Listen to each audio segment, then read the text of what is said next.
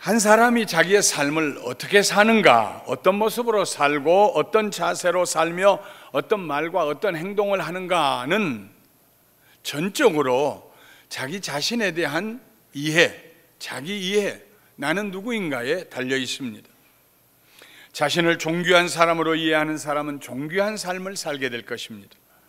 자기를 쓸모없는 사람이라고 생각하는 사람은 일마다 쓸데없는 일을 하게 될 것입니다. 반면에 자기는 모든 사람들이 필요한 사람이요, 유익한 사람이요, 덕을 끼치는 사람이라고 생각하는 그런 사람은 항상 무엇을 생각하든지 덕을 세우는 일, 유익을 끼치는 일, 다른 사람의 필요를 채워주는 일을 생각하고 말하고 행동하게 될 것입니다. 이와 같이 한 사람의 삶은 그가 자기 자신에 대하여 어떤 이해를 가지고 있느냐에 달려 있습니다. 지난 주간에 저는 카이저 병원의 물리치료사로부터 아주 귀중한 교훈을 배웠습니다. 한 20여 년 동안, 그리고 지난 10년은 더 심하게 목의 통증과 등줄기로 흘러내리는 근육의 고통, 굳어져서 절벽처럼 바위처럼 누군가 제 등을 뒤를 만지면 아이고 목사님 왜 이렇게 단단해요? 옛날에 젊었을 때에는 내가 아주 근육이 발달해서 그런 줄 알았어요. 그런데 고통스러워요, 힘들어요, 통증이 떠나지가 않아요. 좀 마사지도 받아봐도 그때만 그냥 반짝하고, 너무 아프면 지나가는 목사님들 불러가지고 나이 목 좀 눌러달라고, 어깨 좀 눌러달라고. 그런데 그때만 잠깐 지나고 나면 너무 아파서 목을 흔들고 비틀고, 혹시 내 목에 디스크가 온 것은 아닌가 점점 염려가 쌓여갔습니다. 그래서 병원을 방문했어요.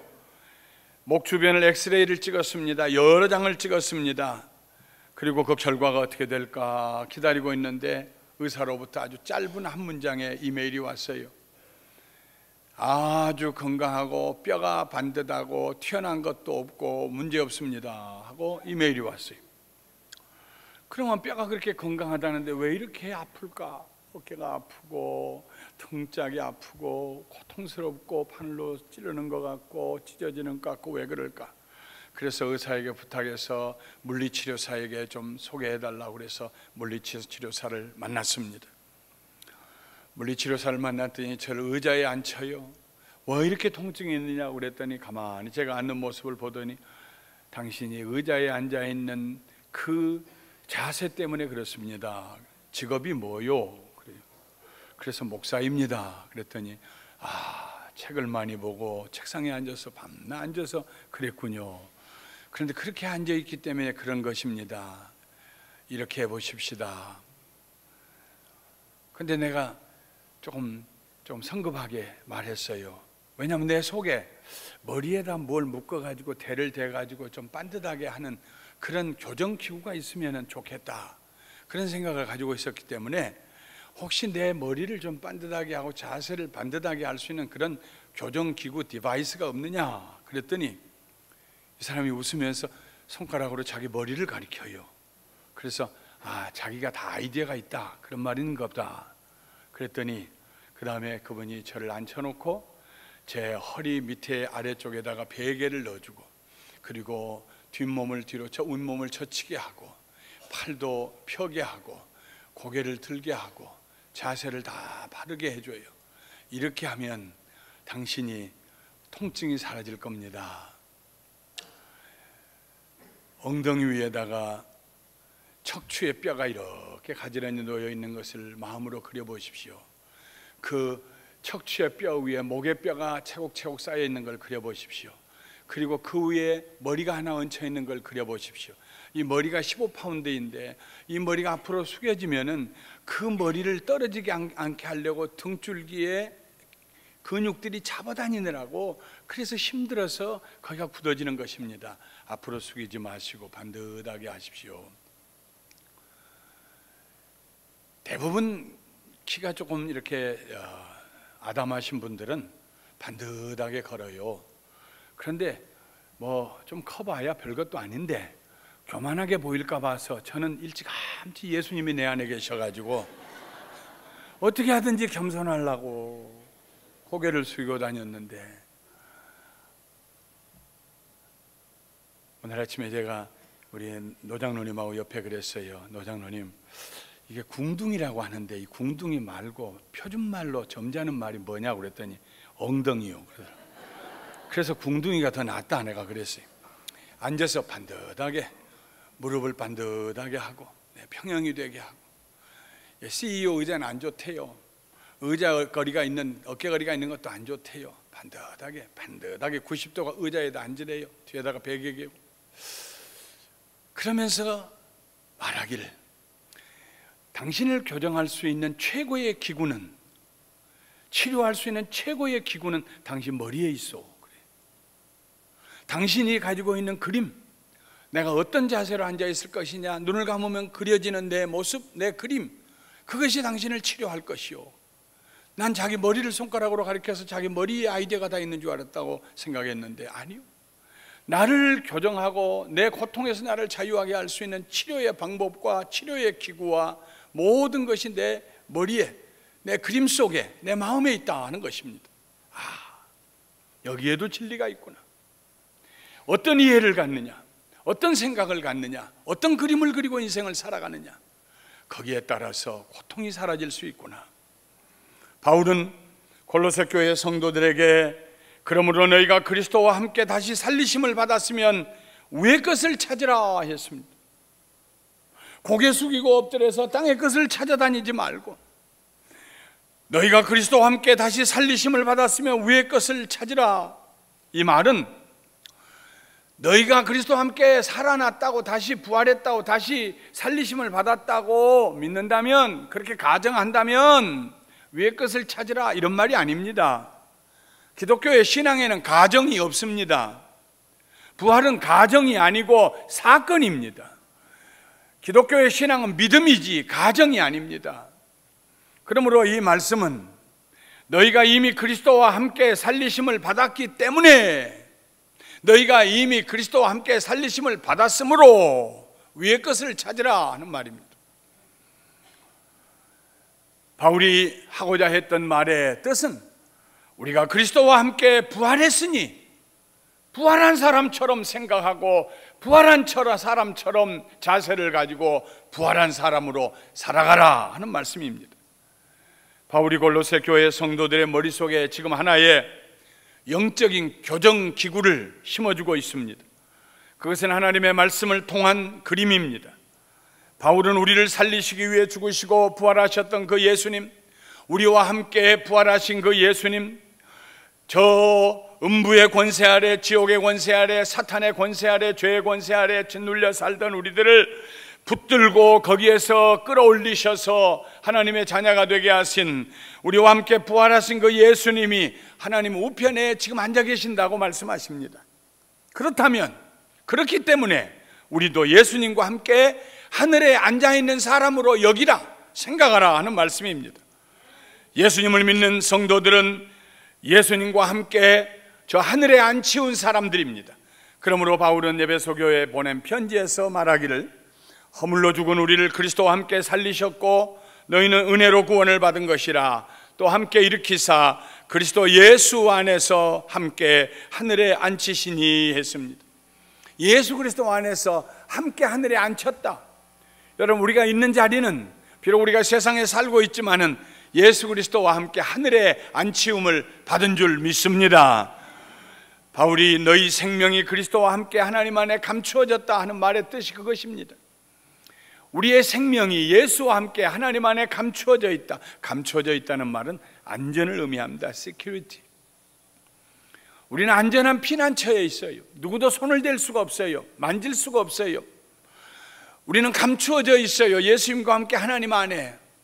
옛날에 다윗도 그런 믿음을 가지고 있었습니다. 시편 18편 2절에 다윗은 노래하기를, 여호와는 나의 반석이시오 나의 요새시오 나를 건지시는 이시오 나의 하나님이시오, 내가 그 안에 피할 나의 바위시오 나의 방패시오 나의 구원의 뿌리시오 나의 산성이시로다. 아무리 원수들이 포효해도, 아무리 칼과 창을 부딪히는 소리가 진동해도 자기는 안심한다는 것입니다. 평안하다는 것입니다. 왜냐하면 하나님 안에 피할 곳이 있어서 자기는 하나님 안에 피난처를 삼았기 때문이라는 것입니다. 바울은 로마서에서 성도의 안전함에 대하여 이렇게 말했습니다. 내가 확신하노니 사망이나 생명이나 천사들이나 권세들이나 현재일이나 장래일이나 능력이나 높음이나 깊음이나 다른 어떤 피조물이라도 우리를 우리 주 예수 그리스도 안에 있는 하나님의 사랑에서 끊을 수 없느니라. 예수 그리스도 안에 있는 하나님의 사랑의 피난처, 거기에서 우리를 빼앗아갈 자가 없다는 것입니다. 여러분, 사랑하는 성도 여러분이 예수님과 함께 하나님 안에 감추어져 있습니다. 그런 생각을 가지라는 것입니다. 나는 예수님이 나를 위해 죽으셨고 죽으심으로 나를 살리셨고 하나님 자녀 삼으셨고 그리스도와 함께 나는 하나님 나라에서 하나님 안에 감추어져 있다. 이런 이미지를 가지고 이런 그림을 마음에 그리면서 그런 자기 이해를 가지라 하는 것입니다. 사랑하는 성도 여러분, 여러분은 여러분 자신에 대해서 어떤 이해를 가지고 계십니까? 어디에 계신다고 생각하십니까? 누구와 함께 계십니까? 여러분의 가장 안전한 피난처는 어디입니까? 북풍설안이 부는 삶을 살아가면서 지진이 나는 것과 같이 지축이 흔들리고 그라운드가 흔들리고 파운데이션이 무너져가는 것 같은 그런 삶을 살면서 노출되어서 아무도 붙잡아줄 사람이 없고 보호해줄 사람이 없고 붙잡을 줄도 없고 그렇게 망망대해에 있는 것처럼 살아가십니까? 그런 그림을 가지고 살아가십니까?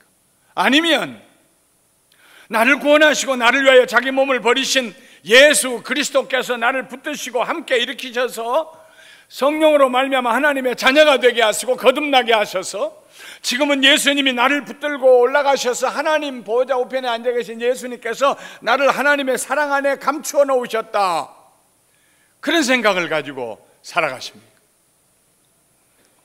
물리치료사를 만나고 난 다음에 여전히 책상 앞에 앉아 있으면 몸이 굽혀져요. 옛날하고 다른 게 있어요. 벌떡 일어납니다. 허리를 펴니다. 이건 내 모습이 아니야. 내가 가져야 할 모습은 반듯한 모습이다. 엉덩이 위에 척추를 세우고 그 위에 목에 뼈를 세우고 그 위에 내 머리를 둘 것이다. 어깨는 편안하니 내리고. 그래서 제가 앉았던 안락의자를 치워버렸어요. 딱딱한 90도 의자를 갖다 놓았어요. 계속 내 그림을, 반듯한 내 모습의 그림을 마음에 그렸습니다. 밤에 동네 제 아내와 함께 걷는데 여보 당신이 달라졌어요. 반듯해졌어요. 생각을 바꿨는데 사흘 만에 사람이 바꿔지더라고요. 할렐루야. 봐요, 얼마나 반듯한가.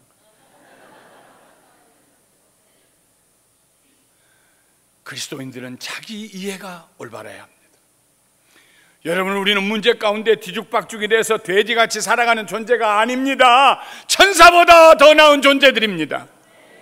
하나님의 자녀들이요.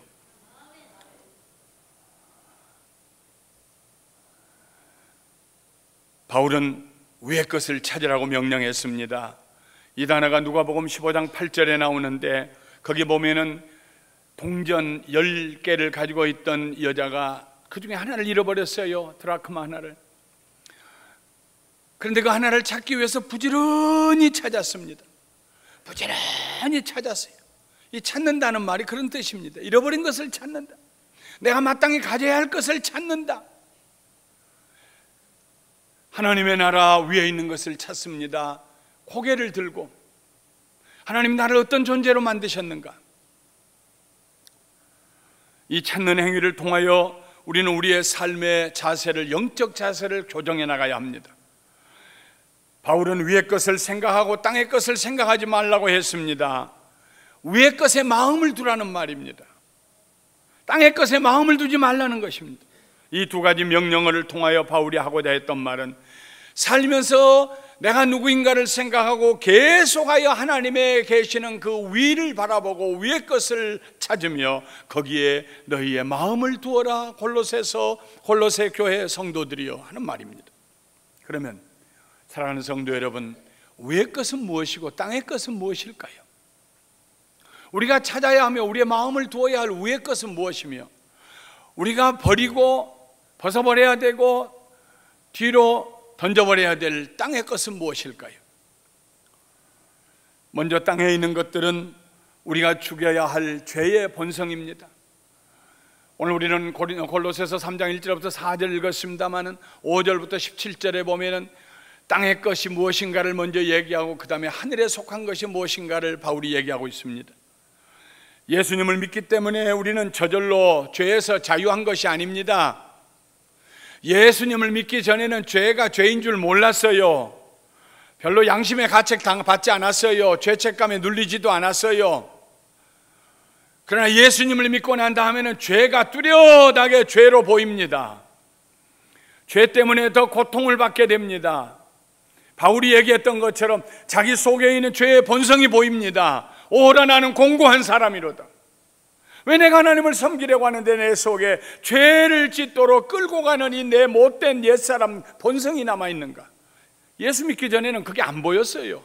예수님을 믿고 난 다음에는 그게 보이기 시작합니다. 그래서 우리는 의식적으로 성령님께서 뜨게 해주시고 보게 해주시는 우리 영적인 눈을 부릅뜨고 우리의 삶 가운데 자리 잡고 있는 그 수많은 잡초와 같이 번져가는 죄의 뿌리를, 본성을 죽여야 합니다. 뽑아내야 합니다. 바울은 땅에 속한 것들, 우리가 죽여야 할 것들을 이렇게 열거했습니다. 그러므로 땅에 있는 지체를 죽이라. 곧 음란과 부정과 사욕과 간정욕과 탐심이니 탐심은 우상숭배니라. 이것들로 말미암아 하나님의 진노가 임하느니라. 앞에 있는 네 가지는 다 부도덕한 성적인 삶에 대해서 얘기하고 있습니다. 음란한 생활, 부도덕한 성생활, 부부 사이에 남편과 아내가 하나님이 주시는 선물로서의 성생활은 아름다운 것입니다. 그러나 그걸 넘어서서 부도덕하게 잘못된 음란한, 다른 사람을 보고 음란한 생각을 하는, 예수님께서 이미 간음한 것이나 다름없다고 하신 그 음란함이 우리를 지배할 때 우리는 죄에 속한 사람이 됩니다. 그건 타협의 여지가 없어요. 정도에 따라서 하는 거 아닙니다. 죽여야 되는 것입니다. 뽑아내야 되는 것입니다. 오늘날 우리가 살고 있는 이 사회가 얼마나 음란의 문화가 가득 채워져 있습니까? 아름답다, 예쁘다라는 언어로도 우리는 언제나 음란한 것을 연상합니다. 하나님이 창조하신 아름다움을 아름다움으로 보지 못합니다. 여성들은 모두 성적인 대상물이 되고 무엇을 생각하든지 성적인 것에다가 관계를 지어야 잘 되고, 이 세계가 음란함으로 가득 채워져 있습니다. 부도덕한 성생활, 그것을 아주 즐거운 일로, 당연한 일로 생각하는 아주 그릇되고 잘못된 그런 세상에 우리가 살고 있습니다. 음란과 부정, 이것은 성적 도착을 말합니다. 더러운 짓 하는 것을 말합니다. 사욕, 통제할 수 없는 정욕, 악한 정욕과 탐심, 탐심은 더 가지고 싶어 하는 것, 끝이 없어요. 그 욕심이 마치 소금물을 마시는 것처럼 만족감이 없어요. 자족감이 없어요. 이것들은 바울이 말합니다. 죽여야 한다. 가차없이 죽여야 한다. 이런 것들을 사랑하는 성도 여러분, 우리 모두 십자가에 못 박아 죽이게 되시기를 주님의 이름으로 축원합니다. 죽이는 길 외에 다른 길이 없어요. 채소를 심었는데 거기에 잡초가 나는데 잡초하고 타협할 수 있겠습니까? 뽑아야죠. 아무리 햇볕이 뜨거워도 앉아서 뽑아야죠. 그래, 채소도 잘 자라고 잡초도 잡초야 너무 크게 자라지 마. 그런 농부가 어디 있어요? 죽여야 돼요. 십자가에 못 박아서. 바울은 로마서 8장 13절에서 말했습니다. 너희가 육신대로 살면 반드시 죽을 것이로되 영으로서 몸의 행실을 죽이면 살 것이다. 사랑하는 성도 여러분, 성령의 도우심을 받아서 영적으로 우리 육신에 자라나는 잡초와 같은 이런 모든 것들을 다 뽑아버리시고 날마다 죽이시는, 날마다 십자가에 우리의 정과 욕을 못 박는 여러분과 제가 되시기를 주님의 이름으로 축원합니다. 바울은 나아가서 우리가 벗어버려야 할 것들이 있다고 말했습니다. 그것은 습관입니다. 잘못된 습관입니다. 그렇게 살아왔기 때문에 그렇게 틀이 고정적으로 굳어진 잘못된 습관입니다. 이제는 너희가 이 모든 것을 벗어버리라. 곧 분함과 노여움과 악의와 비난과 너의 입에 부끄러운 말이라. 너희가 서로 거짓말을 하지 말라. 여러분, 화를 내는 거 나쁜 습관입니다. 걸핏하면 화를 내는 거 나쁜 습관입니다. 화를 내고 난 다음에 아이고 내 못된 성질, 후회해봐야 쓸데없어요. 부끄러워요. 자식들 앞에 부끄러워요. 같이 일하는 사람들 앞에 부끄러워요. 분을 내는 것은 이건 우리가 벗어버려야 될 더러운 옷입니다. 노를 바라는 것도 벗어버려야 될 더러운 옷입니다. 마음의 원한을 품고 사는 것도 벗어버려야 될 더러운 습관입니다. 남을 비방하고 헐뜯는 거, 우리 입에 담고 있는 부끄러운 말들, 습관적으로 그런 말이 나올 때마다 입을 막고 아니야, 난 이거 벗어버려야 돼. 옛날 잘못된 것이야. 더러운 옷을 입고 있을 수는 없지. 내 안에 예수님이 계시는데. 거짓말 아니야. 내가 손해를 보는 일이 있더라도 나는 거짓말하지 아니하리라. 진실하리라. 그러면 하나님이 나를 도우실 것이다. 내가 실수했으면 실수했다고 이실직고하고, 내가 게을렀으면 게을렀다고 자백하고, 내가 늦었으면 내가 늦었다고 잘못을 시인하고, 거짓말하지 않으라. 난 하나님 앞에 진실하게 살리라. 옛날 습관을, 잘못된 습관, 그렇게 살아와서 내게 익숙해진 그것들을 나는 벗어버리리라. 그러나 우리들은 이런 땅의 지체를 죽이고 죄의 본성을 죽이고 나쁜 습관을 벗어버리는 것으로 만족할 수가 없습니다. 새 사람을 입어야 합니다. 왜냐하면 우리는 하나님의 택하신 사람들이기 때문이요, 거룩한 백성이기 때문이요, 하나님의 사랑을 받는 자녀들이기 때문입니다. 이 세 가지 언어, 택한 사람, 거룩한 사람, 사랑을 받는 사람, 이건 구약에 하나님께서 이스라엘 백성들에게 하셨던 말씀입니다. 예수님을 믿고 난 다음에 우리는 거룩한 하나님의 이스라엘이 되었어요. 거룩한 교회가 되었어요. 하나님이 우리를 택하셨습니다. 우리를 거룩하게 하셨습니다. 그리고 우리를 하나님의 사랑받는 자녀들로 만들어 주셨습니다. 그러므로 우리는 하나님의 영광을 위해서, 하나님의 이름을 위해서 우리 자신이 새로워져야 합니다. 우리 안에 하나님의 형상이 온전히 나타날 수 있도록 옛날 옷을 벗어버릴 뿐만 아니라 새 옷을 입어야 돼. 그러기 위해서 우리는 위의 것을 찾고 위의 것에 마음을 두어야 합니다. 그러면 위의 것이 무엇일까요? 우리가 찾아야 할 위의 것이 무엇일까요? 우리가 거기에 마음을 두어야 할 위의 것이 무엇일까요? 바울은 말합니다. 그러므로 너희는 하나님이 택하사 거룩하고 사랑받는 자처럼 긍휼과 자비와 겸손과 온유와 오래 참음을 옷 입고, 누가 누구에게 불만이 있거든 서로 용납하여 피차 용서하되 주께서 너희를 용서하신 것 같이 너희도 그리하고, 이 모든 것 위에 사랑을 더하라. 이는 온전하게 매는 띠니라. 그리스도의 평강이 너희 마음을 주장하게 하라. 너희는 평강을 위하여 한 몸으로 부르심을 받았나니 너희는 또한 감사하는 자가 되어라. 우리가 찾아야 될 목록을 거기다 기록하고 있어요. 긍휼함과 자비, 자비는 친절을 말합니다. 겸손과 온유, 그리고 오래 참음, 그것을 찾으라는 것입니다. 다른 사람을 불쌍히 여기는 마음, 다른 사람에게 친절을 베푸는 자세, 다른 사람 앞에 자기를 낮추고 다른 사람을 높이는 겸손, 부드러움, 온유함, 그리고 오래 참음, 이런 것들을 찾으라는 것입니다. 거기에 마음을 두라는 것입니다. 그런 하나님의 성품이 우리의 성품이 되게 하라는 말씀입니다. 불만스러운 사람들이 있어도 용납하고, 내가 가지고 있는 자를 가지고 다 재서 이만하면 안 되고 저만하면 안 되고 못됐어, 상대하지 않을 거야, 그렇게 인생을 사는 것이 아니요, 마음의 관용을 가지고 용납해요. 너그러워져요.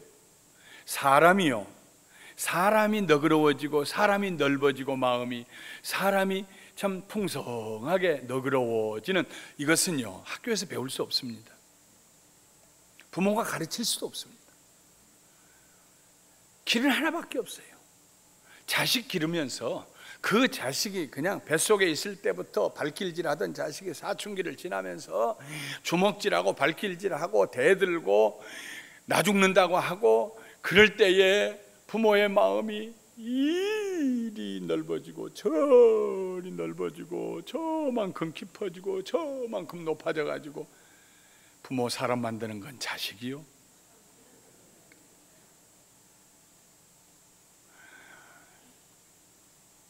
용납하는 사람, 너그러운 마음.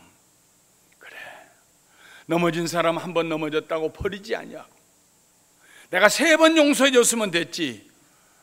그리고 문 닫지 아니하고 하루에 7번씩 70번이라도 용서하는. 그래서 깨질 것 같은 옹기 조각 같은 인생들 너나 나나 할 거 없이 건강하고 튼튼하고 문제없는 사람이 누가 있습니까? 여기서 있는 김영길 목사부터가 옹기 조각입니다. 옹기 그릇입니다. 언제 깨질지 몰라요. 아내가 남편을 사랑으로, 남편이 아내를 사랑으로, 부모가 자녀들을 사랑으로, 형제들을 사랑으로 띠로 매줘요.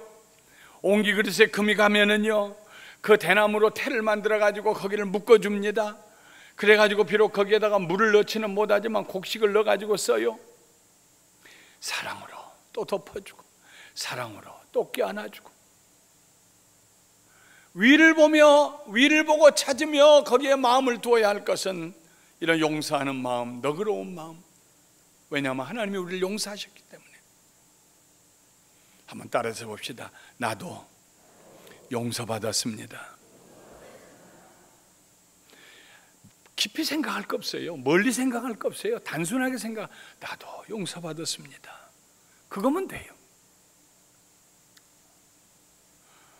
그 위에 우리는 평강을 추구해야 됩니다. 모든 사람과 화목하고 화평을 누리는 것, 다툼을 버리고 막힌 담을 헐고, 그 위에 우리는 모든 일에 감사해야 됩니다. 사람들과 사이에 감사, 하나님 앞에 감사, 이런 것들을 찾으라는 것입니다. 위의 것, 긍휼히 여기고 친절히 행하고 온유하고 겸손하고 오래 참으며, 불만이 있어도 용납하고 용서하고 사랑으로 띠로 묶어서 하나 되게 하고, 언제든지 화평을 누리고 평강을 찾고 그 위에 감사가 넘치게 하는, 이것이 구원받은 백성들이 가져야 할 자세, 반듯한 자세, 위의 것을 찾는 자세, 거기에다가 마음을 두는 자세. 사랑하는 성도 여러분, 우리의 생각과 우리의 관심과 우리의 추구하는 것이 그런 것들이 되시기를 주님의 이름으로 축원합니다. 말씀을 마치겠습니다. 위의 것을 찾고 계속해서 위의 것을 생각하면 어떤 일이 일어날까요? 이번에 저희 감사 트레스티아스 48번째 남자기를 했습니다. 거기에 다녀오신 어떤 남자 집사님이 이런 간증을 했어요. 지금까지 나는 예수님께서 내 안에 들어오셔서 나를 지배하시고 나를 사용하시고 다스려달라고 애걸복걸했습니다. 아마도 그가 자기 성품 때문에 넘어질 때마다, 탐욕에 끌려갈 때마다, 뭔가 회개해야 될 일을 했을 때마다 그는 하나님 앞에 가슴을 치고, 예수님 오셔서 나를 다스려 주세요. 나를 지배하여 주세요. 내가 예수님 앞에 복종하기를 원합니다. 애걸복걸하며 기도했습니다. 그런데 이번에 트레스티아스에 참석하면서 성령님이 그에게 깨닫게 하신 말씀이 있는데, 그것은 예수님께서 그에게 오시지 않는 것이 아니라 이미 예수님이 그에게 와 계시는데, 그가 예수님을 주로 섬기는 것이 싫어서 계속 예수님을 구석에 몰아넣고 가만히 계세요. 사는 것이 그렇게 신앙감만 가지고 되는 것입니까? 가만히 계세요. 자기도 모르게 자기가 예수님을 구석으로 몰고, 그리고 예수님을 자기의 삶 속에서 나가시게 그렇게 살아왔다는 것을 깨달았다는 것입니다. 입으로는, 말로는 예수님 오셔서 나를 점령해 지배해 주세요, 다스려 주세요 하는데, 실제적으로는 예수님에게 왜 여기 계세요? 나가세요. 그것을 깨닫게 되고 난 다음에 얼마나 가슴이 아픈지, 너무 가슴이 찢어질 것처럼 아파서 성찬을 드는 그 무릎 앞에, 그 앞에 상 앞에 무릎을 꿇고 다른 기도 하나도 못하고, 미안합니다. 미안합니다. 미안합니다. 미안합니다. 울면서 통곡하면서 그 기도밖에 못했다는 거예요. 바울은 말합니다. 우리의 생명이신 그리스도께서 나타나실 그때 너희도 그와 함께 영광 중에 나타나리라. 우리의 생명이신 그리스도께서 나타나실 때, 바울이 말했던 것처럼 내가 이제 그리스도와 함께 십자가에 못 박혀 죽었나니 이제 내가 산 것이 아니라 내 안에 그리스도가 살고 계신다. 내가 육체 가운데 사는 것은 나를 사랑하사 자기 몸을 버리신 하나님의 아들 예수 그리스도를 믿는 믿음으로 사는 것이다. 내 안에 있는 생명은 예수님의 생명이다. 그 말입니다. 우리의 생명이신 그리스도께서 나타나실 때, 우리의 생명이신 그리스도가 어디 계세요? 내 안에 계시지요. 여러분 안에 계시지요. 지금 계세요. 그런데 나타나시지를 못해요. 옛사람이, 옛습관이, 죄의 본성이 예수님이 내 삶에 나타나시게 하는 길을 가로막고 있어요. 예수님이 나를 통해서 온전히 나타나실 때, 와, 저 사람 좀 봐. 저 사람 말하는 것 좀 봐. 저 사람 사는 방식 좀 봐. 다르다. 우리와 함께. 우리와 다르다. 예수님이 온전히 나를 통해서 나타나셔야 하는데 그동안에 그것들이 막았어요. 이제는 내가 누구인가를 알고 성령의 힘을 입어서 죄의 본성을 죽입니다. 음란과 사욕과 정욕과 모든 것들을 죽입니다. 미움과 분노와 교만과 이런 것들을 벗어버립니다. 그리고 그리스도의 성품인 긍휼히 여기심과 자비함과 온유함과 겸손함과 오래 참, 용납하는 것과 용서하는 것, 평강을 추구하는 것, 그리고 범사에 감사하는 그런 새로운 옷을 입을 때에, 사랑하는 성도 여러분, 우리 안에 한쪽 구석에 계신 예수님께서 우리를 온전히 채우시고, 우리 안에만 채우시는 것이 아니라 우리 밖으로 나타나시는데, 눈빛을 통해서도 나타나시고, 웃음을 통해서도 나타나시고, 말을 통해서도 나타나시고, 행실을 통해서도 나타나시고, 그렇게 예수님이 나타나실 때에 우리가 영광 가운데 나타날 줄 믿습니다. 우리의 삶이 영광스러운 삶이 될 것입니다. 부활의 영광스러운 삶, 그리스도와 함께 새로운 자기 자세, 새로운 자기 이해를 가지십시다. 그리스도가 나타나시도록 우리를 통해서, 미래에 나타나시는 건 아닙니다. 이미 나타나고 계십니다. 온전히 나타나게 하십시다. 그때 우리의 삶은 영광스러운 삶, 영광스러운 부부 사이, 영광스러운 자녀들, 영광스러운 가정, 영광스러운 감사하는 교회가 될 줄 믿습니다.